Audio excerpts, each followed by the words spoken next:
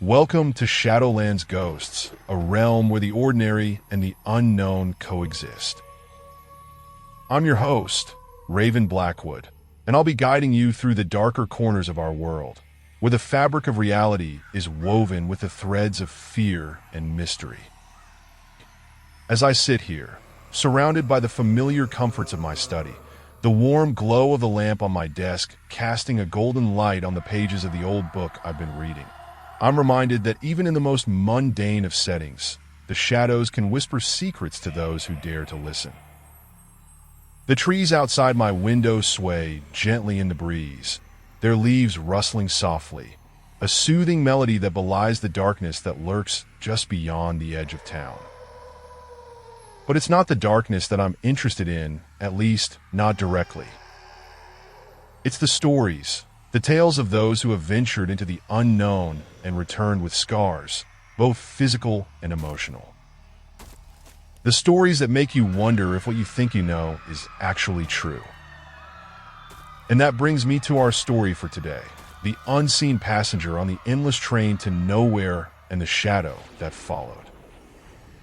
A tale of a journey that was meant to be a simple commute, but turned into a descent into the very depths of terror. As you join me on this journey, I want you to keep in mind that the story you're about to hear is not mine to tell. It belongs to the one who lived it, and I'm merely the vessel through which it's being shared. So I invite you to subscribe to Shadowland's Ghosts and become a part of our little family of storytellers and listeners. And as you listen to the tale of the unseen passenger, remember, you're not just hearing a story, you're experiencing it through the eyes of the one who lived it. The rhythmic sway of the train, a cadence so familiar it becomes a lullaby, beckoning me into a sense of security as I settle into my seat. The worn cushion cradles my back, and the dim hum of the engine vibrates through the metal frame, a soothing melody that seems to lull my worries to sleep. I glance around, taking in the familiar sights of the train, the rows of seats, the luggage racks, the flickering fluorescent lights that cast an eerie glow on the faces of my fellow passengers. There's the young couple in the row ahead, holding hands and stealing glances at each other, their love still in its budding stages. The elderly woman across from me, her silver hair neatly styled, her eyes fixed on the book in her lap, her brow furrowed in concentration. And then there's the businessman, typing away on his laptop, his face a mask of focus, his eyes darting between the screen and the papers scattered around him. It's a typical commute, one I've taken countless times before. But as the train picks up speed, hurtling through the darkness of the tunnel, I start to feel a creeping sense of unease. It's a nagging feeling, one I try to brush off as mere paranoia. I glance around the train car again, this time noticing something I hadn't seen before, a seat, empty and untouched at the far end of the car. It's as if the passenger who occupied it had vanished into thin air, leaving behind only a faint outline of their presence. I try to shake off the feeling, telling myself it's just my imagination playing tricks on me.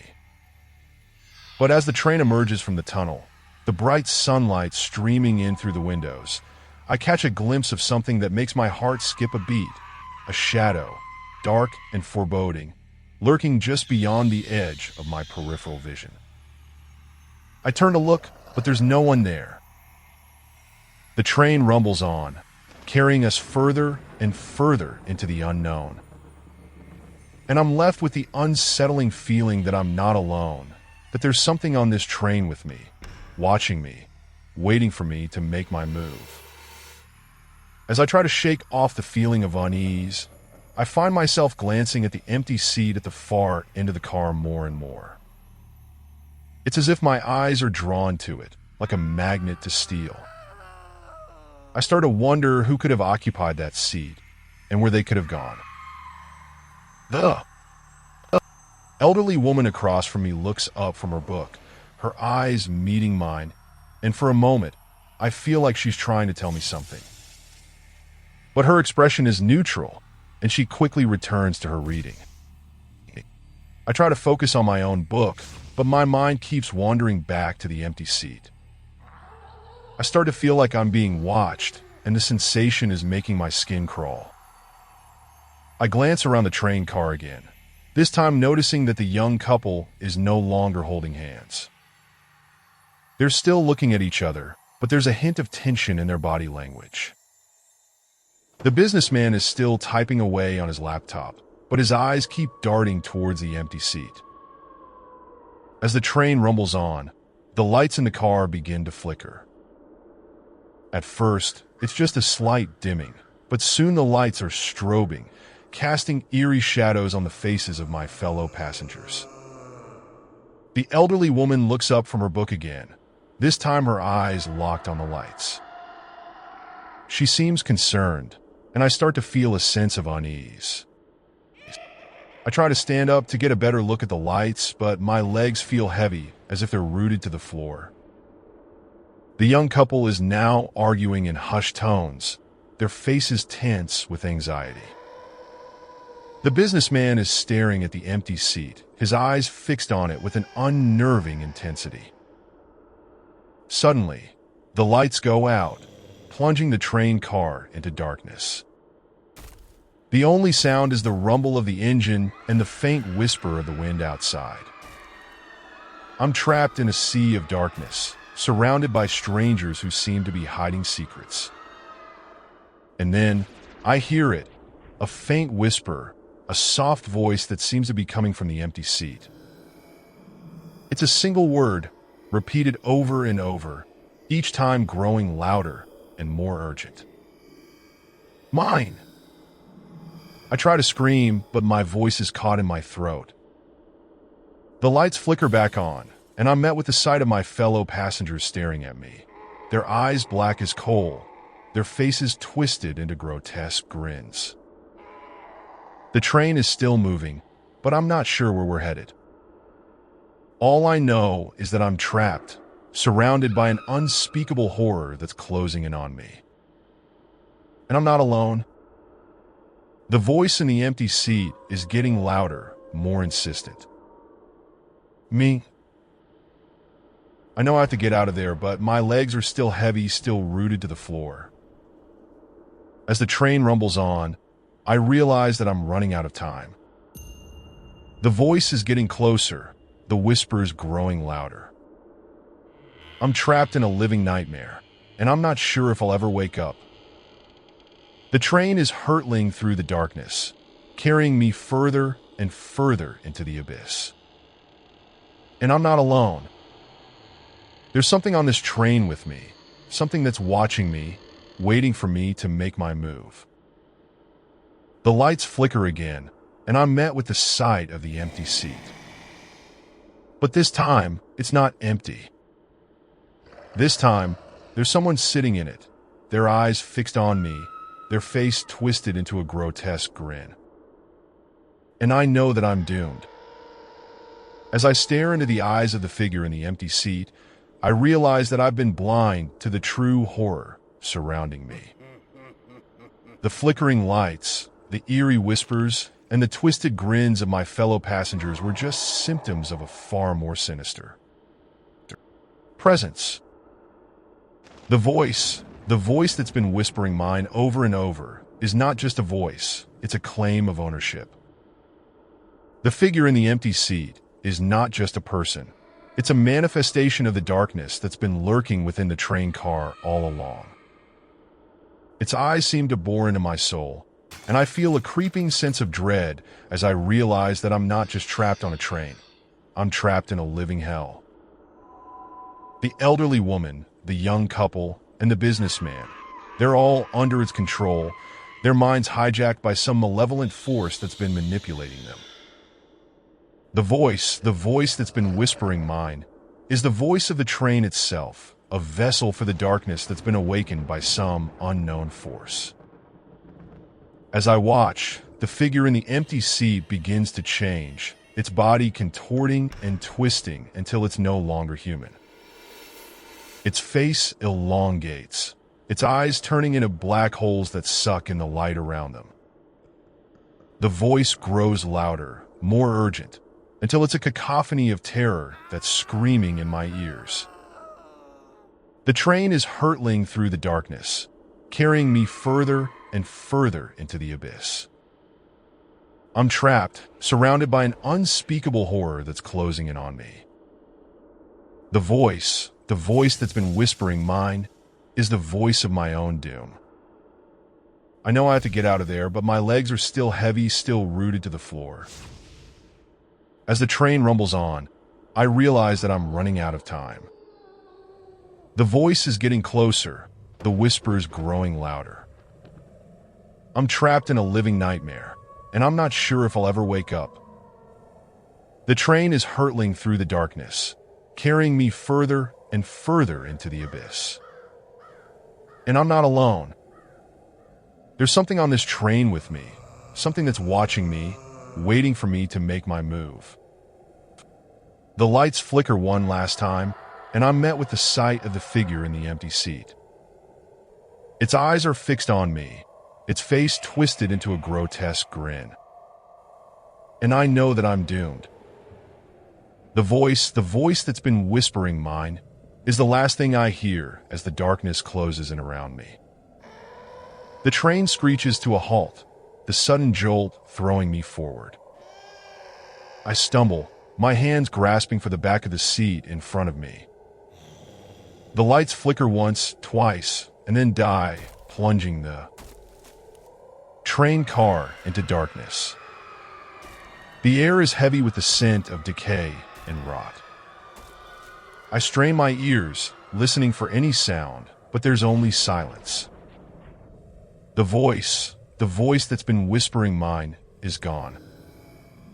I'm left with only the sound of my own ragged breathing.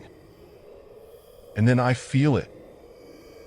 A presence, looming over me, its eyes fixed on me with an unspeakable hunger. I try to move, but my legs are frozen in place. My heart is racing, pounding in my chest like a drum. The darkness seems to coalesce around me, taking shape as the figure from the empty seat. Its eyes glow with an otherworldly light, illuminating the twisted features of its face. The grotesque grin, is the last thing I see before it reaches out and touches my face. The world goes white. I'm consumed by a vision of the train, hurtling through the darkness, carrying me further and further into the abyss. I see the faces of the other passengers, their eyes black as coal, their skin gray and decaying. I see the conductor, his eyes glowing with an otherworldly light, his smile twisted and cruel. And then I'm back in the train car, the figure looming over me. Its eyes are fixed on mine, and I know that I'm staring into the face of pure evil. The voice that's been whispering mine, is back screaming in my ears. I try to scream, but my voice is frozen in my throat. I try to move, but my body is paralyzed with fear. The figure reaches out, its hand closing around my wrist like a vice. I feel a searing pain, a burning sensation that spreads through my body like wildfire. I'm consumed by a vision of the train, hurtling through the darkness, carrying me further and further into the abyss. And then everything goes black. When I come to, I'm lying on the floor of the train car, my head throbbing with pain. The lights are back on, and the train is moving, rumbling through the darkness. The other passengers are staring at me, their eyes black as coal, their skin gray and decaying. The figure from the empty seat is gone, but I know that it's still on the train, watching me, waiting for me to make my move. The voice that's been whispering mine, is still echoing in my ears, a reminder that I'm trapped in a living nightmare, and I'm not sure if I'll ever wake up. The train rumbles on, carrying me further and further into the abyss. And I know that I'm not alone. There's something on this train with me, something that's watching me, waiting for me to make my move. As the train rumbles on, I'm trapped in a living nightmare, unable to escape the clutches of the malevolent force that's watching me.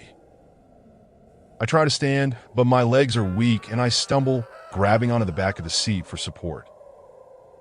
The other passengers stare at me, their eyes black as coal. Their skin gray and decaying, and I know that I'm among the damned.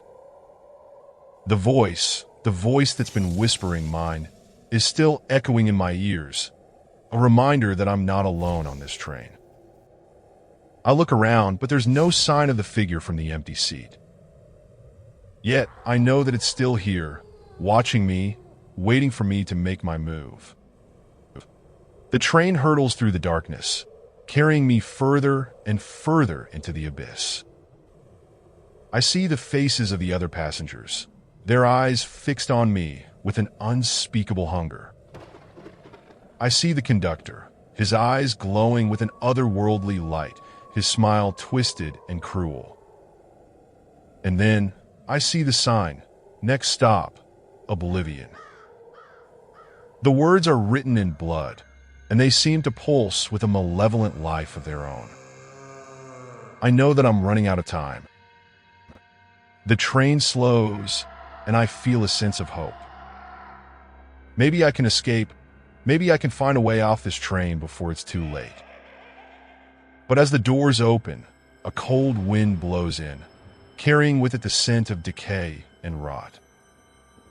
I step off the train onto a platform that's shrouded in darkness. The air is thick with the stench of death, and I know that I'm in a place where the living are not welcome.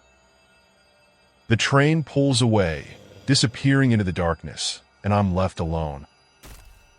But I'm not alone for long. I hear the sound of footsteps echoing through the darkness. The figure from the empty seat emerges, its eyes glowing with an otherworldly light. It reaches out, its hand closing around my wrist like a vice. And then everything goes black. When I come to, I'm back on the train, sitting in the same seat, staring into the eyes of the figure from the empty seat. The voice that's been whispering mine, is still echoing in my ears. I realize that I'm trapped in a never-ending cycle of terror, doomed to ride this train forever, tormented by the malevolent force that's watching me. The train hurtles through the darkness, carrying me further and further into the abyss, and I know that I'll never escape. The last thing I see is the sign, next stop, oblivion. The words are written in blood, and they seem to pulse with a malevolent life of their own. And then everything goes black. Epilogue. I'm sitting on a bench at the train station, staring at the platform where I was last seen. It's been years since I disappeared, and no one has heard from me since. I'm just a memory now, a faint recollection of a life left behind. But I'm not alone. I see them, the other passengers from the train, standing on the platform, their eyes black as coal, their skin gray and decaying. They're waiting for something or someone. The voice that's been whispering mine, is still echoing in my ears, a reminder that I'm not free. I'm just a pawn in a game that's far from over. I look up, and I see the train, the same train that I was trapped on, pulling into the station. The conductor's eyes glow with an otherworldly light, and his smile is twisted and cruel. The doors open, and a figure steps off the train. It's me, or at least it's a version of me. I'm staring at myself, and I see the same fear, the same terror in my eyes. The figure approaches me, and I feel a sense of dread. I know that I'm staring into the face of my own damnation. The figure reaches out, and I feel its hand close around my wrist. I try to pull away, but it's too late. I'm dragged back onto the train, back into the abyss. As the doors close behind me, I see the sign, "Next stop, Oblivion." The words are written in blood, and they seem to pulse with a malevolent life of their own. And then everything goes black. The train pulls away, disappearing into the darkness, leaving behind a trail of terror, a reminder that some nightmares never end. The passengers on the platform watch as the train disappears, their eyes fixed on the horizon, waiting for the next victim to step onto the train. The voice whispers one last time, "Mine," and the sound echoes through the station, a chilling reminder that the horror is far from over. Wow, we've reached the end of this terrifying journey. I want to take a moment to thank each and every one of you for joining me on this thrilling ride. Your engagement, comments, and support mean the world to me, and I'm so grateful to have such an amazing community. As we close this chapter, I want to invite you to join me on many more adventures to come. If you haven't already, please consider subscribing to our channel. By doing so, you'll not only be supporting the creation of more content like this, but you'll also be joining a community of like-minded individuals who share a passion for storytelling and exploration. Your subscription will help us continue to push the boundaries of what's possible and bring you even more thrilling experiences. And as a special thank you, we'll be sharing exclusive content, behind-the-scenes insights, and early access to new projects with our loyal subscribers. So, if you're ready to embark on more journeys with us, please hit that subscribe button now. We can't wait to share what's next with you. And as a final reminder, if you're on a train and the conductor's eyes glow with an otherworldly light, just get off at the next stop. Thanks again for watching, and we'll see you in the next video.